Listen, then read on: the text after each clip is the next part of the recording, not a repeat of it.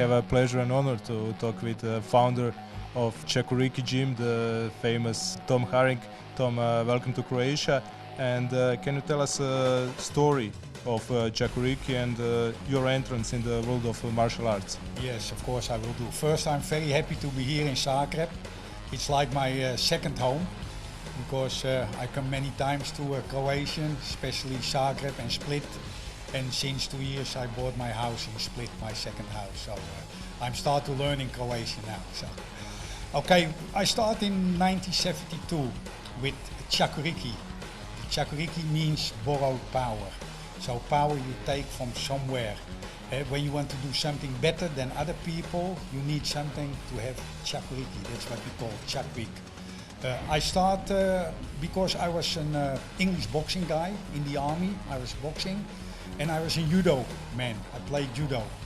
After that, when I was 22 years old, I go to Kyokushinkai karate, a famous hard style from Masatoshi Oyama. I had a couple of fights, and by one of the fights I was disqualified because I punched to the face, and that was not allowed. But because my boxing background, you do this kind of things. And from that time I was so disappointed, I start to make my own style. I start to kicking and boxing to mix this together. And with the Kyokushinkai you have white gis, the karate gis. I paint them red. So I want to do something different than the local things what happened all over the world. So we make the gis, we make red, and we start training with the traditional karate kicks and the boxing. So that was the first time I started in 1972 to train with a couple of boys this kind of style. That time there was not many fights, but one man in Holland, he started a free fight organization. And that means many people from different styles, from Petyang Silat, Taekwondo, Karate, Kempo, they could fight together who will be the best. And there we enter with my group of fighters. And in 1972 till 1975 we did many fights and we was very successful.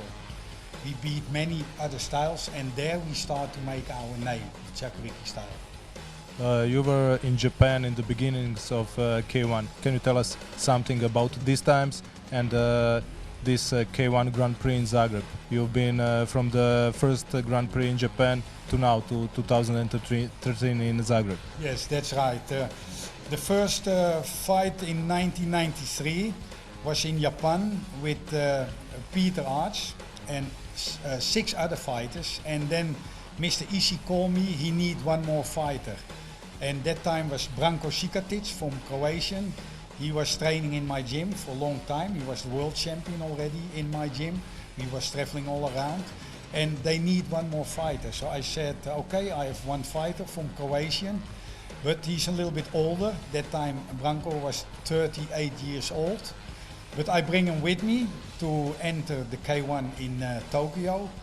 And unbelievable, Branko win the first K1 tournament with 3 knockouts.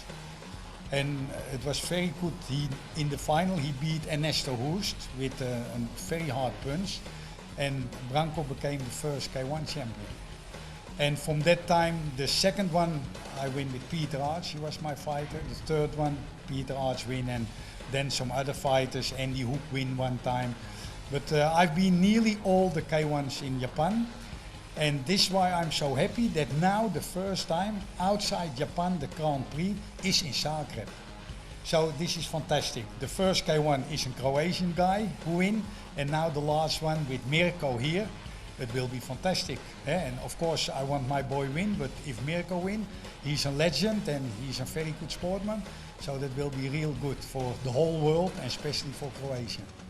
How do you see the future of kickboxing regarding the emergence of glory and rivalry with K1 and the situation in Netherlands where biggest promotion like it's Showtime and Golden Glory were banned from holding kickboxing events?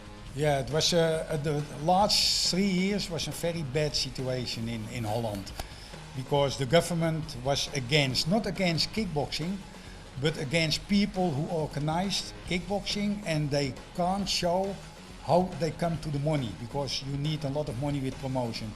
And in Holland they call it black money. If it is true or not, it's not my business, we don't know. But that means that the kickboxing in Holland was going very bad. But on the other side you have Super Combat, it's in Romania big. He make many fights, from here, from Croatia, and Ozat make many fights. The K1 was down, it's coming up again. So I think we in the lift now to get some very good kickboxing. I think it's always that in the past sometimes it's going up and down, but at the moment we're going up very high, so especially with Zagreb.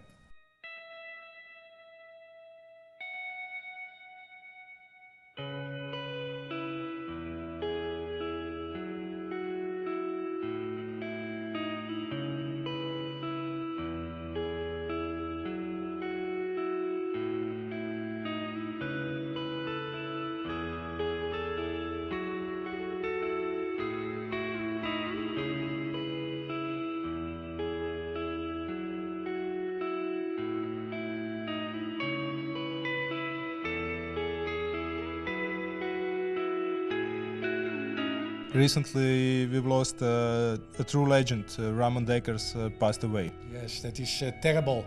Only 43 years old. They phoned me the day he was bicycling and he fell off his bicycle and he had something on his heart.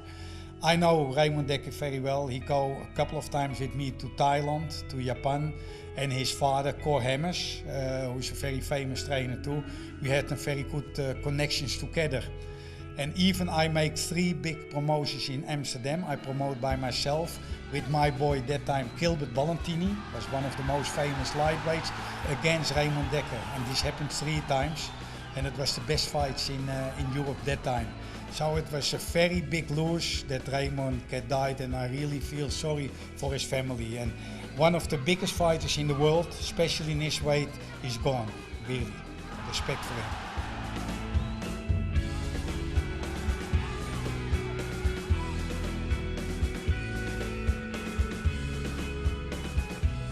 Can you tell us something about these times in Thailand?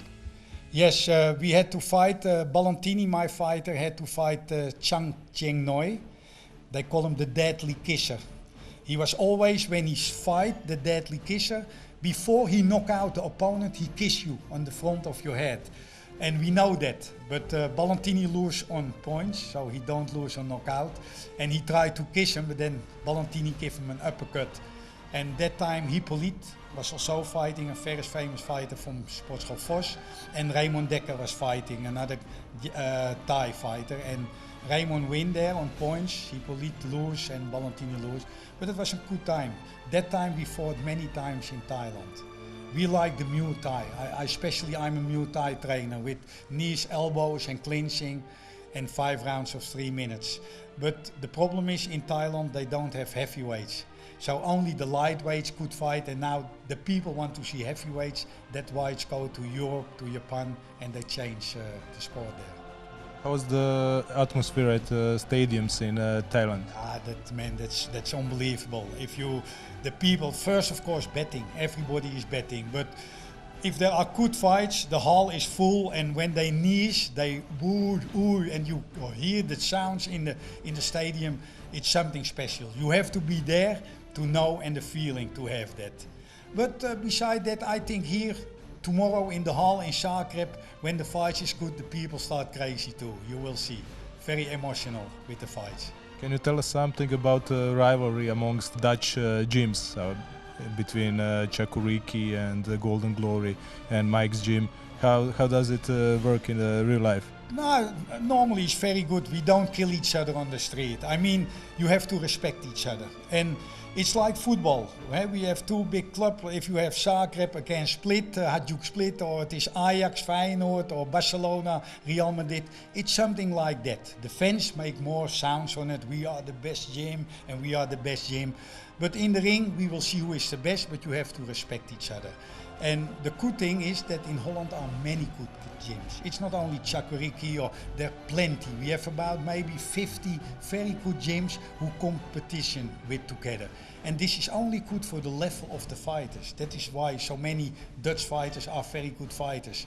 And at the moment I get many people from all Europe who train in my gym, from Russian, Romanian, Bulgarian, Spain, because they want to learn, because our level is quite high. And even I tell you now in Zagreb, the level is going very good up. But also many boys came, I give seminars here, they came in Amsterdam. But you know, competition is good, so long you respect each other. It must be with respect. Over 10 years ago, then unknown boy named Thom Harinck came to your gym. Can you tell us about Thom Harinck and his situation today? Yeah, of course he came in my gym as a young boy from school, and I trained him very well. I think he had about 50 fights and only one lose with Ignasov. And he was 18 years old, and that time he left my gym for some reason, I don't know. We have never problems together, so he was more like a son. He came in my house and we had a very good relation, but then he left and it's his choice.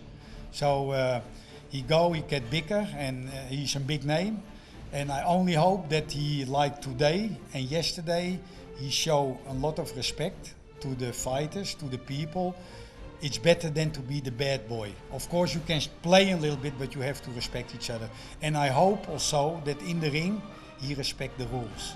And if he do this, he's a fantastic fighter. If he don't do this, he don't belong in the ring. So I hope for him that he really be a good fighter, and that the people can enjoy him, because he's a knockout fighter and the people like that. But today I think Hesti will beat him, but we will see. And my last question, who is your favorite fighter and who is the best fighter that you ever trained?